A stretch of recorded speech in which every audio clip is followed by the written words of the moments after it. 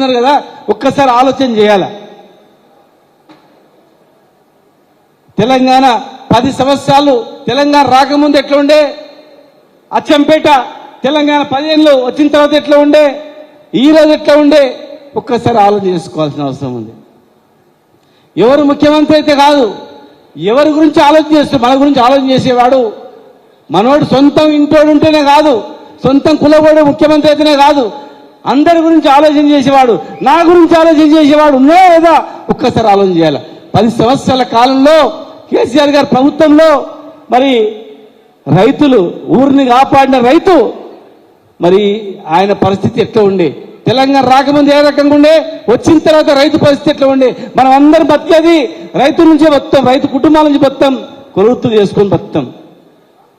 ఇలా మరి కష్టపడి తెచ్చుకున్న తెలంగాణ ఈ 2 సంవత్సరాలు ఇంకా కాలే, ఈ 2 సంవత్సరాలు కూడా కాలేదు, 20 నెలలు అయింది. 20 నెలల్లో ఎన్ని అరాచకాలు, ఎన్ని ఇబ్బందులు, ఎంత గోస. ఒక రైతుని అడిగితే ఎంతో మంది రైతులు చనిపోయారు. మళ్ళీ మొదటికి వచ్చింది. నాగర్ కర్నూలులో వెనకడికి ఎరువు బస్తాలకు తొక్కిసలాటలో చనిపోయిన సందర్భం ఉంది. ఎరువు బస్తాల గురించి చెప్పులు లైన్లో పెట్టి నిల్చున్న సందర్భాలు ఉండే. అది పోయేరా అనుకున్నాం, కానీ ఇలా మళ్ళీ చూడండి, రైతుల చెప్పులు లైన్లో వచ్చినాయి, తాగడానికి మురికి నీళ్ళు వస్తున్నాయని చెప్తున్నారు, శుద్ధి చేస్తలేరు.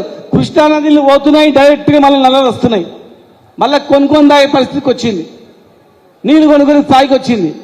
ఇచ్చిన నల్లలు ఇప్పుకోవడం చేతన అయితే లేదు, హౌజులు కూడా అడుగుతలేదు. చూడండి, మీరు కావాల్స్తే పోయి నాయకులు పోయి ఎక్కడ హౌజ్ ఉందో చూడండి, పాకర పట్టిపోయింది. కరెంటు 10 సార్లు పోతుంది కరెంటు. తెలంగాణ పోగానే, మన అధికారం పోగానే కట్క బంద్ చేసినట్లు కరెంటు బంద్ అయిపోయింది. ఇట్లా బంద్ చేసినట్లు ఎట్లా బంద్ అయితే చెప్పు, కరెంట్ ఎట్లా పోతుంది, ఎరువు బస్తాలు ఎక్కడ పోయినాయి. మళ్ళీ మొదటికి వచ్చింది వ్యవహారం. ఇవాళ ఎవడైనా ఊర్లో 50 ఎకరాలు 10 ఎకరాలు ఉంటే అవసరానికి బిడ్డ పెళ్లికో చదువుకో 1 ఎకరం అమ్మడమంటే కొనేటోళ్ళు లేడు, చూసేటోళ్ళు లేడు. ఓ ప్లాట్ అమ్మడమంటే కొనేటోళ్ళు లేడు. ఎవడు బాగుపడ్డాడు చెప్పు, ఎవరు సంతోషంగా ఉండి ఈ రాష్ట్రంలో, ఈ అచ్చంపేటలో ఎవరు సంతోషంగా ఉన్నారు? ఓట్లు వేసినన్ని ఎవరు అడగండి, నీ విలువ ఎంత తగ్గిపోయిందో, నీ భూమి విలువ ఎంత తగ్గిపోయిందో, నీ ఓటు వేసుకొని నీ గవర్నమెంట్ తెచ్చుకున్నందుకు నీ ఆస్తి విలువ ఎంత తగ్గిపోయిందో ఒక్కసారి ఆలోచన చేసుకోమని చెప్పండి. మీరు ఇక్కడ ఉన్నారు ఇంతమంది, ఒక ఇల్లు ఉంటుంది అచ్చంపేటలో, లేదంటే లింగాల్లో ఒక ఇల్లు ఉంటుంది. ఆ ఇల్లు విలువ 20 నెలల కన్నా ముందు 1 ఎకరం భూమి, నీకున్న ఎకరా భూమి, అర్ధ ఎకరా భూమి 20 నెలల కన్నా ముందు ఎంత ఉండే చూడండి, తక్కువ 30 లక్షలు ఎకరం ఉండే. ఇలా అడగండి ఏమన్నా 15 లక్షలు కూడా ఓడుకోడు. అంటే నీవు ఓటు వేసుకొని నీ ఆస్తి విలువ నీవు అర్ధ ఎకరం ఉన్నా కూడా 10 లక్షలు తగ్గించుకున్నావు. మేము పెంచుకుంటూ పోయినా వీళ్ళు గుంజుకుంటా రోడ్ల మీద పడేసింది. అది పరిస్థితి. ఇలా కొత్తగా తెలంగాణ కాదు దేశం మొత్తం నడిచేది ఏం తెలుసా? ఇలా ఏ పార్టీ నోట్లో చూసినా ఏమినిపిస్తుంది? బీసీలకు అది చేస్తాం, బీసీ రిజర్వేషన్ చేస్తాం, బీసీలను ఎత్తుకొని అన్నం నిలబెడతాం, పైన కూర్చుని పెడతాం, ఇక్కడ కూర్చుని పెడతామని చెప్తా ఉన్నారు. నిన్నగాక మన ముఖ్యమంత్రి గారు కూడా ఢిల్లీ పోయిండు. పోయేకన్నా ముందు తెస్తున్నాం, అయిపోయింది, రాష్ట్రపతిని కలుస్తున్నాం, మొత్తం రాహుల్ గాంధీ వస్తున్నాడు, ఖర్గే వస్తున్నాడు, మొత్తం 30-40 మంది పెద్ద పెద్ద నాయకులు వస్తున్నారు అన్నారు. కానీ రాహుల్ గాంధీ రాలే, ఖర్గే రాలే, రాష్ట్రపతి కూడా అపాయింట్మెంట్ ఇవ్వలే. లాస్ట్ ప్రెస్ మీట్ ఏం చెప్పిండు? ఇక వచ్చి ఏదో 30 లోపల ఎలక్షన్ చేయాలి, ఎలక్షన్ పోతాను.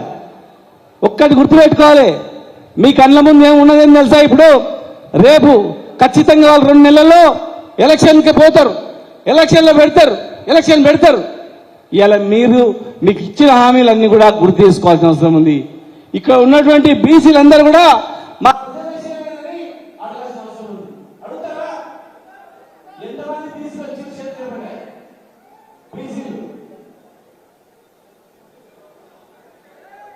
వచ్చిందా? మీరందరూ కూడా గుర్తుపెట్టుకోండి, బీఆర్ఎస్ గవర్నమెంట్ లో యాదవులు ఉంటే యాదవుల యొక్క కులవృత్తి ఎక్కడ ఉందో చూడండి. ముద్రాలు ఉంటే ముద్రాలకు ఏం చేసింది ప్రభుత్వం చూడండి. గౌడ్లు ఉంటే గౌడ్లు చూడండి, రజకులు ఉంటే రజకులు చూడండి,